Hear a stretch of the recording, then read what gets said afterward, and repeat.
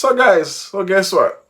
Canada denied a visa to the chief of defense general in the Nigerian army, and it's causing an uproar, both online and both are kick up between Nigeria and Canada. But why was this visa? He needed a visa in the first place to go to Canada. Listen to his own words, and then we're gonna dissect it. Take a listen. Boom. There's an event to honor our veterans, those that were injured during battle. Remember last year the Duke of Sussex visited Nigeria with his wife. Through the Invictus, they have a foundation that they try to raise the morale of troops all over the world that have suffered one form of deformity or the other in the course of defending their individual countries. So we're supposed to be there. And actually, half of my team have already gone, but unfortunately, the Canadian Embassy, for knowledge best known to them, denied us visa. So I wasn't sure, and so I wanted to be silent about it. But when we couldn't get the visa, I said, this is blessing in disguise. So I'm really very happy to be here. So that's the reason why he was going to Canada. Because the Duke and the Duchess, or the Duchess, or whatever the name is, from England, they have a foundation that honors war veterans who got injured in war, who was fighting for them.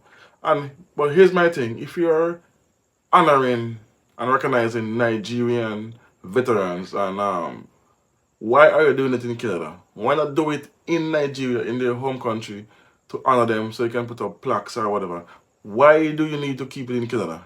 But second part, why are why are these people so quick to travel to these countries to do any kind of celebration when they can do it in our country? This is one of the reasons why I love Abraham Chori. He does not need the approval of the West or any former colonizers approval for anything he does. He does not go to their country, so he don't need to put in for a visa. He expel them from his country, and he does everything for his countrymen, in his countrymen. When they have fallen soldiers, Abraham Chori visited the homes of the widows, make sure their kids are taken care of, make sure their wives are taken care of, make sure they're remembered.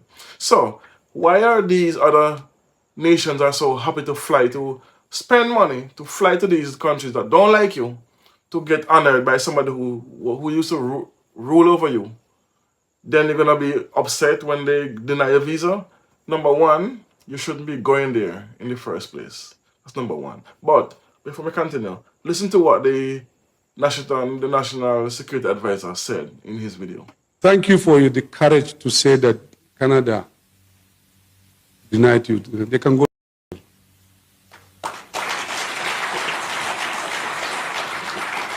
Even though it's painful, it's disrespectful, but we are people. We are strong. And I agree with you. We have to fix our country. We have to do it well. Yes, this disrespect is too much. So,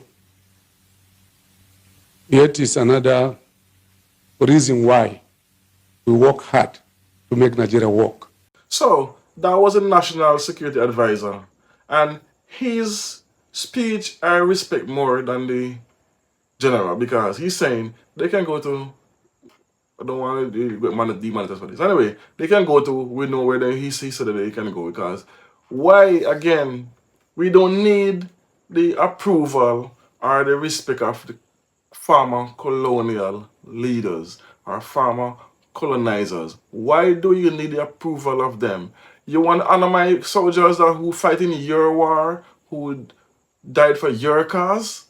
You fly to my country, keep a ceremony in Nigeria, where families and friends can attend. Why is it only high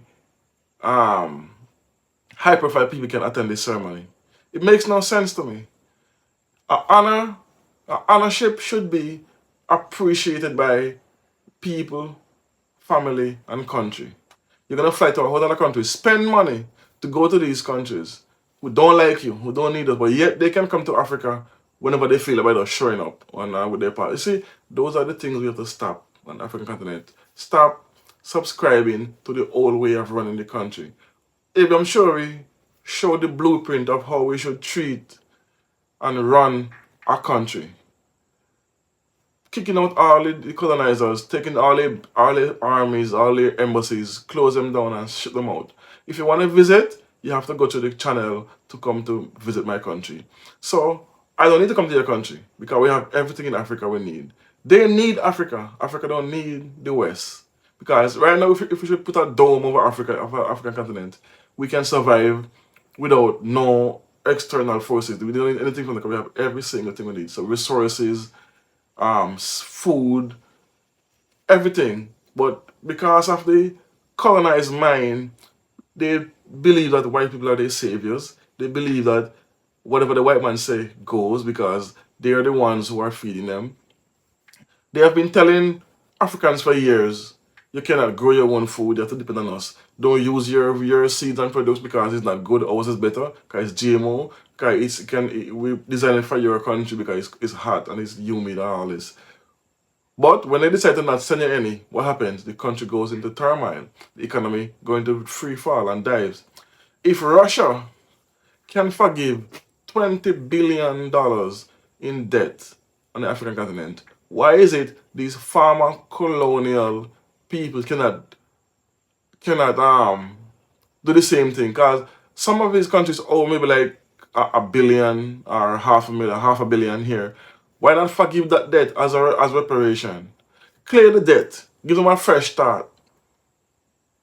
That's how I see reparation. I don't want this big talk about reparation.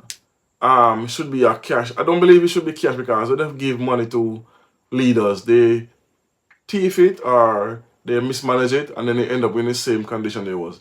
But if you wipe this slate clean, give us our debt free, then now whatever mistakes we make from here on is on us, not on we cannot blame colonization anymore because what? We started at fresh, wipe the slate clean, and we are taking control of our resources. That's the best way to get reparation, not this handout money everybody's looking for. That we need to get a handout in reparation from these countries. We need to get, they have to say they're sorry. Who the hell? We don't need any sorry from no one who used to rule and abuse us. Why? You need the approval. This is one of the reasons why Ibn Chori is a king in this earth. And he should be the president of Africa, which is highly unlikely because there's African continent, each country have hundreds of tribes.